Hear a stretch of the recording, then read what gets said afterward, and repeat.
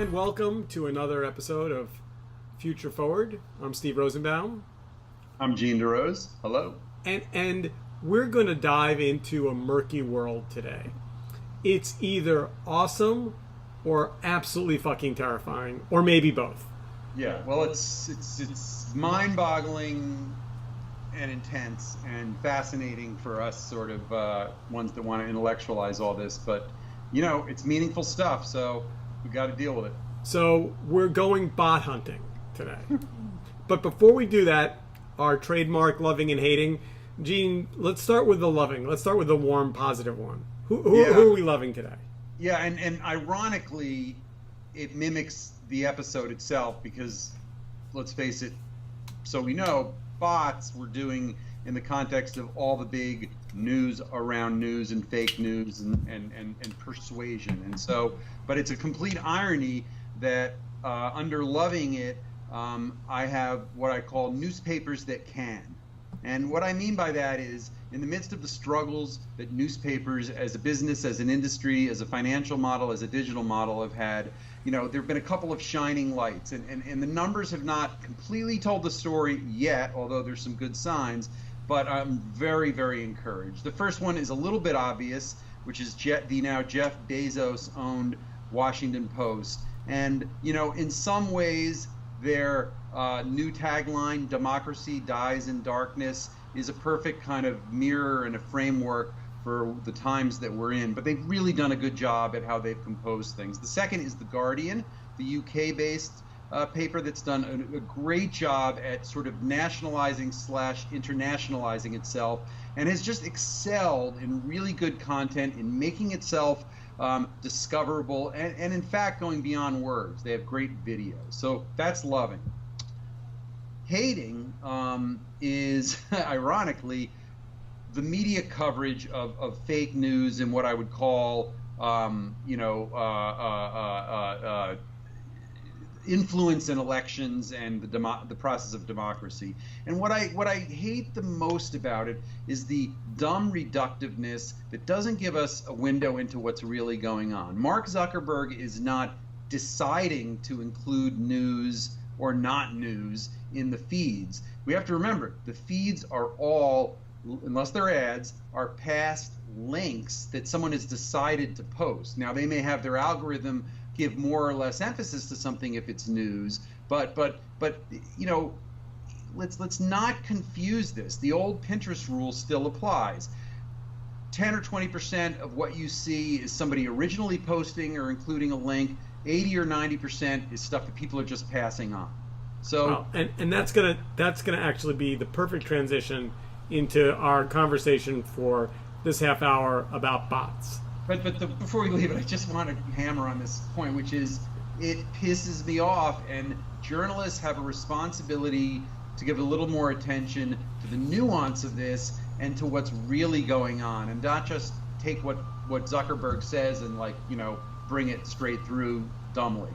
Yeah, I'm biting my tongue here because if we get into this, we'll eat up the whole show. We'll put it in the hating category for now. I'll give you just a really quick loving. I have no hating this week. Yes. You may notice I have this weird thing on my glasses, this little black line. I just did. Well, so this is a little camera mounted on frames. It's called Pogo Cam.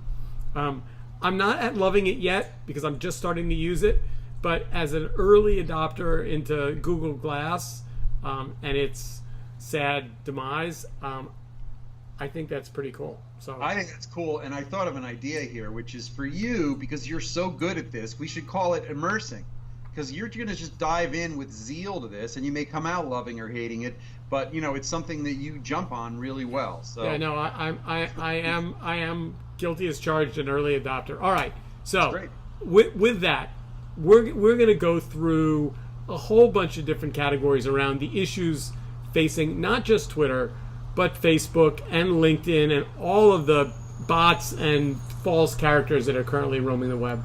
But I think the place to start is with Twitter. And the question that this particular article raised, which I thought it did a really good job on, was, you know, it said a couple of things. It first said, you know, how can you recognize a bot? How do you know, I mean, I don't know about you, but I find myself, particularly in chat rooms when I'm trying to get customer service stuff resolved, like sometimes if it's going too smoothly, I'm like, this must be a bot. Right. Yeah. Look, I think that for people like us that are so immersed in this, we used to be good 100% of the time. We're pretty good at 70 or 80% of the time, but these things are really sophisticated now. But you can tell. So I think that one of the things that the article in The Verge talked about was a new system called Botometer, and it was built by researchers at Indiana University and Northeastern, and it's basically trying to figure out how many signals need to come in to determine if something is actually, and for the purposes of this episode, let's just agree that a bot means a non-human entity, not good or evil. There are good bots and bad bots, and we'll talk about that. But the Botometer, is finding, not surprisingly, that the number of bots are growing, and in fact, the stat, I'm gonna, something like 30% of web traffic is now bots. Right. Oh yeah, and in some places it's far more than that. And we know with auto dialing, it's the kind of thing that pollutes our landline phones too. So is there a story, like, have you ever found yourself in an interaction, Facebook, Twitter, whatever, and then determined somewhere down the road that it was like an algorithm, not a human being? Well, it's a good point, and I'm glad you said human being, because as you're saying, it's bots. We're talking about the representation or misrepresentation of someone as a human versus the algorithms for programming and things like that Facebook and others do, which can become similar. The answer is yes, and it's been positive. I used an automated attendant a few years ago. That's a startup that we both know called X.AI, and I was not really fooled by it, but I just laughed my way as very sophisticated people thought this was really my assistant setting appointments, making adjustments, apologizing, and doing all these things in an email function as my assistant. So it's completely doable, and it's about how you prey on people's sort of personal foibles. A lot of the early crap was in how emails were titled, right? That goes back 10 years. So when you were using that AI did it want to impersonate was the idea to fool potential people who wanted to have a meeting with Gene into thinking that they were talking to a human? Or yes. The answer is yes, and in fact the name, I believe it was Jane or Jen, I haven't used it in a few years now, but there was one name for a female that was used universally, yeah, the answer is yes, because I think they didn't want to disarm people. But this goes back to sort of the misrepresenting issue that digital has. So I ended up being conflicted about it. So as we move through the issue, one of the things that I found interesting was the Twitter executives who were on the hot seat in the UK recently, and who said something that I thought probably was true, but I was surprised to see it said in public and in front of a hearing. This is a Twitter exec called Nick Pickles. Yep. Must have made for a tough high school run, and his quote was, "We are not arbiters of the truth." Personally, I think it's smart, brilliant, and I'm glad somebody said it, because to me, the only thing we can meaningfully tackle is the relative trustability, reputation, known quantity-ness of the communicator. We're going to get lost, and it's for news organizations and accuracy in media to decide if isolated facts or statements are true. You're not going to be able to do that. And in fact, because opinion and editorials are such a big part of this, it's so I love the idea that they're stepping away from that. It doesn't mean they don't have a responsibility to make sure citations are better and representation is real and things are transparent, right? You and I talked about this 15 years ago, that people didn't know what cookies even were, much less that they were being tracked. It's all the same kind of thing. So not to get too in the weeds of philosophy, Twitter, but because you set it up to be, we're going to talk Twitter, Facebook, LinkedIn, whatever. So Twitter in particular, I think, is a victim of its own noise. And I think that one of the things that's troubling about the current dialogue on Twitter is I think that there is a political voice that's figured out that being loud and often inaccurate is more effective than being thoughtful and truthful. Right, because polemicism is what makes things work. We're going to come to this a little later, but the reason why things work for the Russians is more disruption and, far left, far right, and getting people into, into pyrotechnics. It's about emotional instability that's being driven by this stuff. So part of what brought this show to my mind and part of,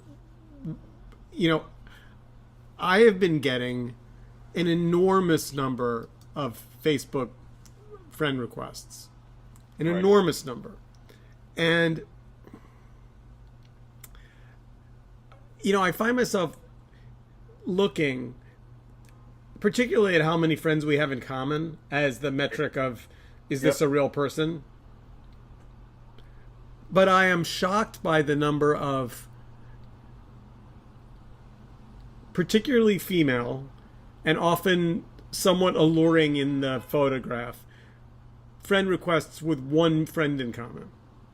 Yeah. I think I see it in LinkedIn a little more, but I completely understand because LinkedIn and Facebook are analogous, whereas Twitter is more of a follower environment.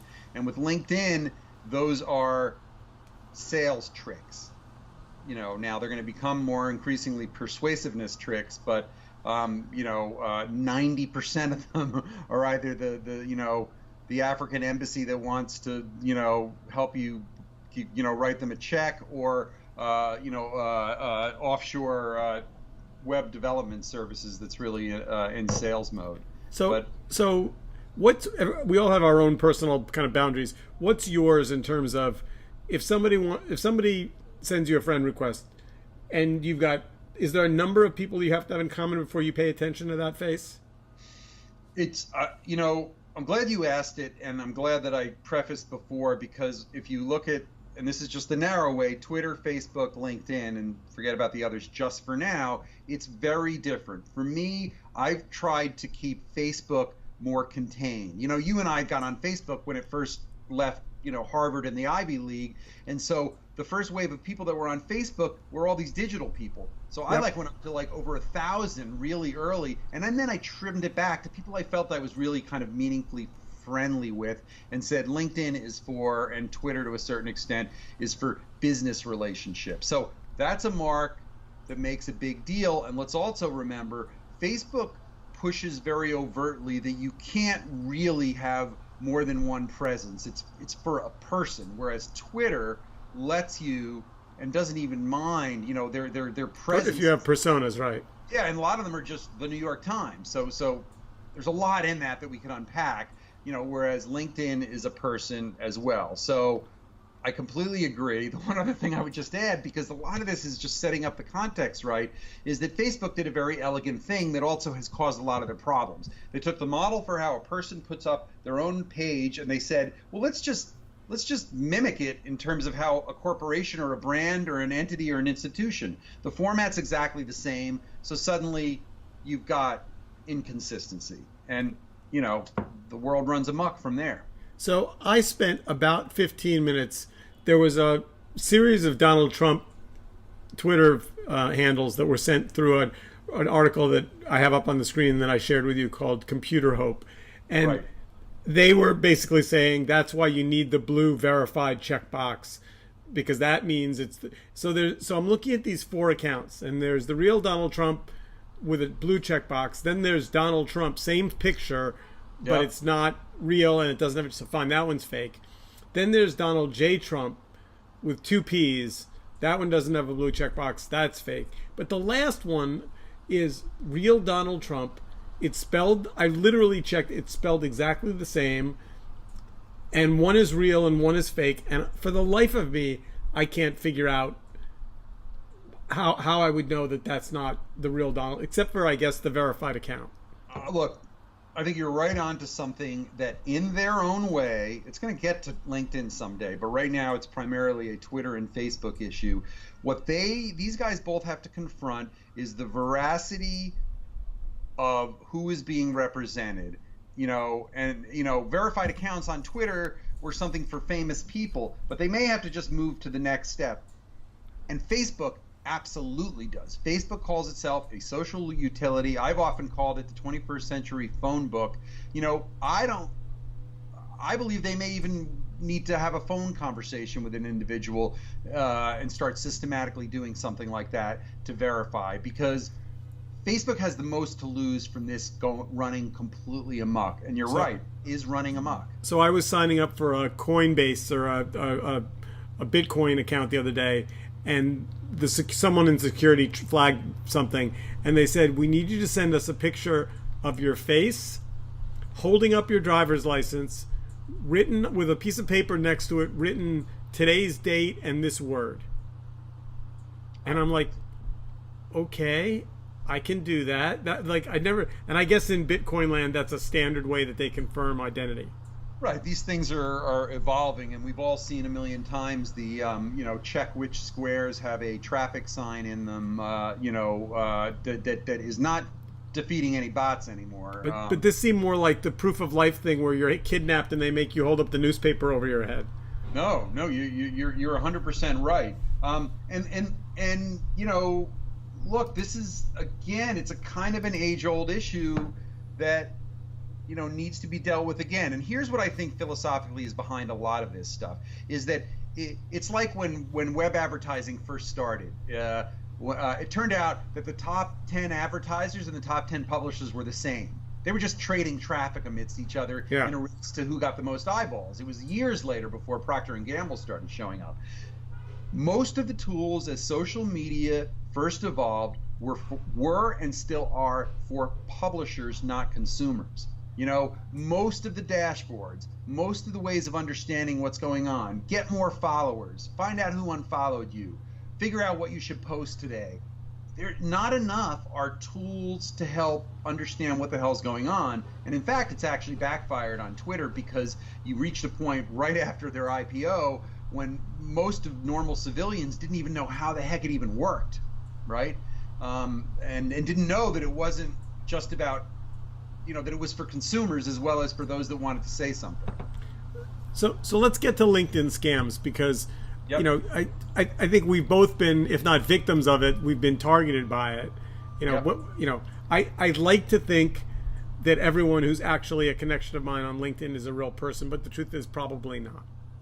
Right. Yeah, I have the same thing, and there's no doubt about it. And I've made that mistake a lot less more recently, but it's there, and you see it all over the place in friends requests. So, and the way I don't pollute is when I request someone to connect on LinkedIn, I always put a note. I always say, "Good to have met you," or I always say something personal. But I get, from people that are real people, just part of it is all of these guys are responsible, because LinkedIn gives you that page of faces that endlessly scrolls of people you may know. And it's like, oh, more free contacts. Sure. Well, I'll click on. And then you're like, I think I know him. And that guy looks familiar. And yeah. Oh, they reached out to me. Great. Yeah. I want to do a solid for them. And so it's important to remember with LinkedIn that, even though it still is primarily and nominally a job board, and so job hirers and networking and all that is part of it, it has had a history of also being a sales channel as well as a kind of a research channel. But what is more recent, because they had a false start at trying to be, have a news feed, is this kind of news feed. So I think the issue is going to start to be Persuasion is some of that battlefield is going to move to LinkedIn. Today, it's primarily sales and scams. So what are we going to do is the question. And there's two answers. One, there's some real interesting tech about trying to make humans answer with a facial recognition test. And TechCrunch had a good piece on it. And, you know, again, this is a sliding, moving target, because if you'd said to me, 3 years ago, no, facial recognition is going to be what stops bots, I would have said, I don't want to I don't want to give my picture to a random website to have to check my face before I sign up for some. And now I'm like, yeah, okay, if that, that's my fingerprint, fine. Yeah. Well, fingerprint is a really interesting one, because there's ways you could do that, and what it's going to take, absent legislation and absent tools being put in the hands of consumers where they're not going to want to see anything unless verification is there, is for the big traffic gatherers to decide they can put up with letting some of their numbers flatten or go down, because those are artificial bullshit numbers anyway, right? We saw what happened a few weeks ago with Twitter, right? Suddenly, like, a lot of their numbers, went down. A lot of people realized, oh my gosh, I have 20% less followers today, because they made it their first pass through the complete but obvious ones. But I think that they're going to have to. There are things that they could do, right? They know when you're on a mobile device, right? That's something that annoys us as users when we have to see the mobile simple version of something. Well, you know what? If I'm on a I'm on an iPhone or an Android or an iPad, even if I haven't registered with a fingerprint, make me put my finger on there so the fingerprint is at least registered. That's just a random thing, but things like that you could do. So the New York Times had a really good piece called The Follower Factory. Great and piece. And it was a fascinating read, because essentially there were all these celebrities and famous people, and Paul Ryan and whatever, that had bought followers.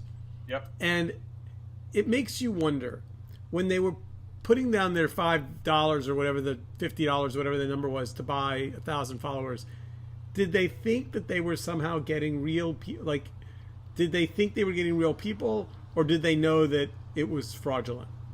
Well, politics, right? We know the history of registering dead people to vote for you, and this stuff goes back hundreds of years. So it's not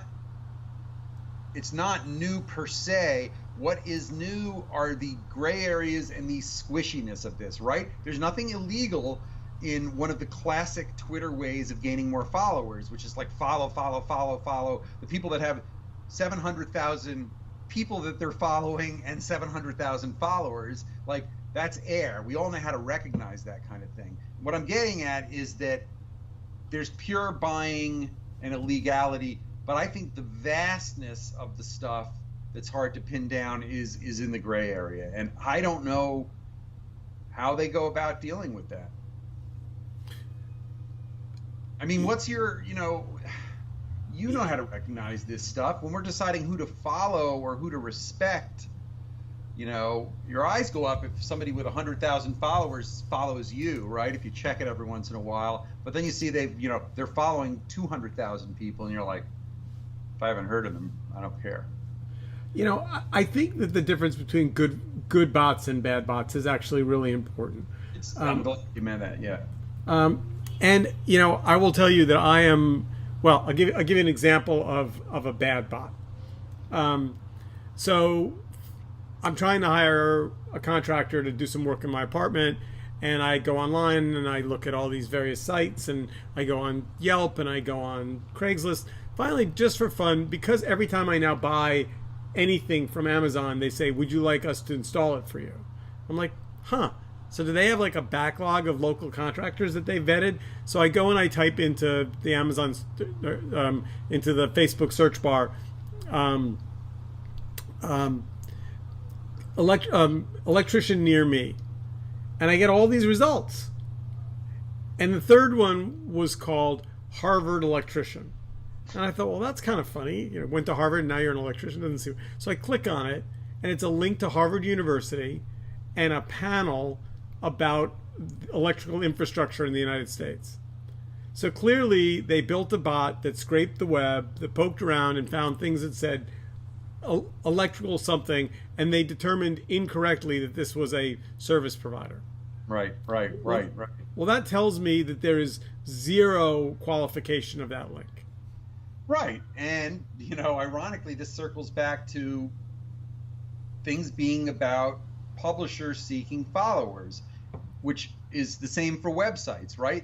Some of this is search engine optimization, right? You're making yourself discoverable. You're making yourself show up in a feed, in a search, in whatever. And so, man, it is so hard to pin, some of that stuff down. But look, do you remember eSnipe on eBay? This is one of the original bots that was good for you, which is that when you saw something on eBay that you wanted, you could use this little utility to let you know and act for you the second it hit a price that you had set. Yeah. The second, you could even set it to make a bid up to a certain amount a minute before, the auction was over, right? A friend of mine, a distant relative, created something recently that he overrode on OpenTable, where he would get informed if a table opened up, for 4 on the night he was looking for. Oh, that's great. Yeah, isn't that great? And you know what happened? He got called in by both OpenTable and the New Yorker, who does a lot of restaurant reviews. But the point is, services and utilities. And I think you're going to get to the point, and I know you've got chatbots that we're going to talk to about in a second, but it isn't just chatbots. Building your own little widgety utility bot for a bunch of different things, that should be, something that gets done. That's more out there, right? So what are simple saved searches? What is that? But another, redo on a search. So last but not least, we're gonna talk about building your own bot. Now, Amazon Lex is the glossiest website. I don't know, frankly, if it's a good product because I haven't used it. And so then I went hunting, thinking, all right, well, if Amazon has a bot builder, maybe there's others. And I found Marucci Tech Labs, who I don't know who they are, posted 14 most powerful platforms to build a chatbot.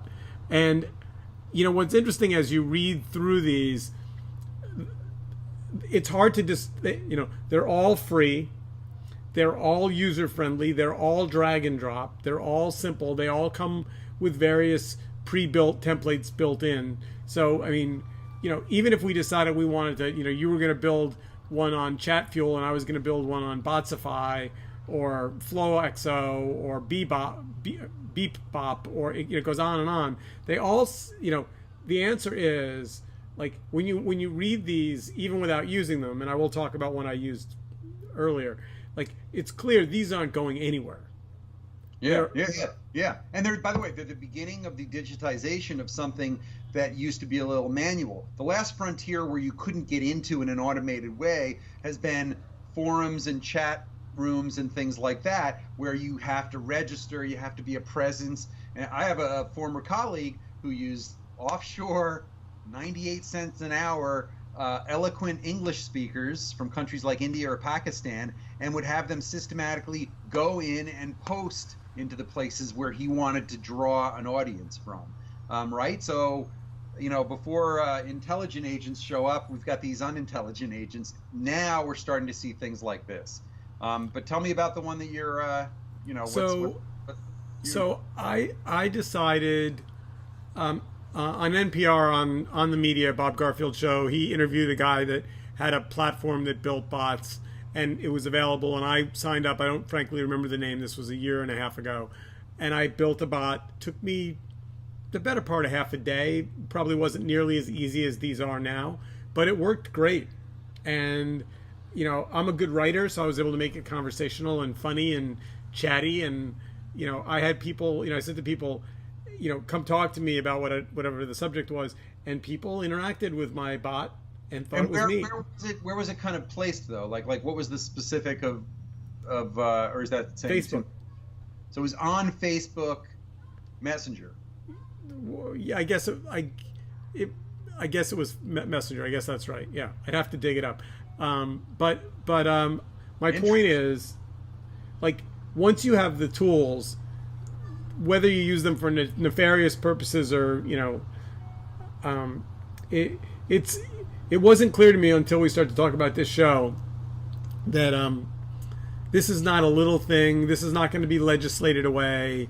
This isn't just a matter of Twitter and Facebook dialing down their algorithm, like, and maybe just kind of to wrap things up on a slightly more somber note, you know, after what happened in Florida, there were tons of bad bots that scoured the web, picked sides on the gun control matter, and then started retweeting and amplifying kind of, you know, they don't start by writing a tweet. They start by finding an edge case voice and amplifying it. Yeah, that's right. And it's the same point, right? Disruption. Polemicists on one side, the other side, what they're trying to do is disrupt, you know.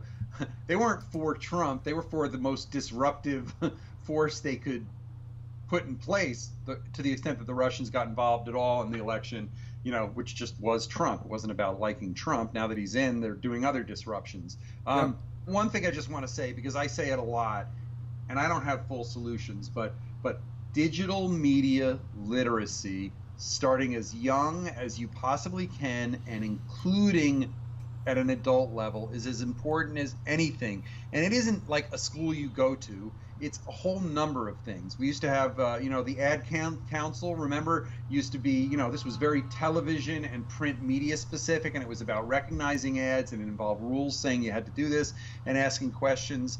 You know, I'd like to see some, you know, Gates Foundation money and other things, you know, pushing their way into trying to get in front of people to say, are you sure this isn't, you know, an ad, or whatever you know you want to say, because this is what we need. This is what I try to do with my kids. Okay, kids, if you're listening at home, remember, there's good bots and bad bots. Right. Don't interact with the bad bots.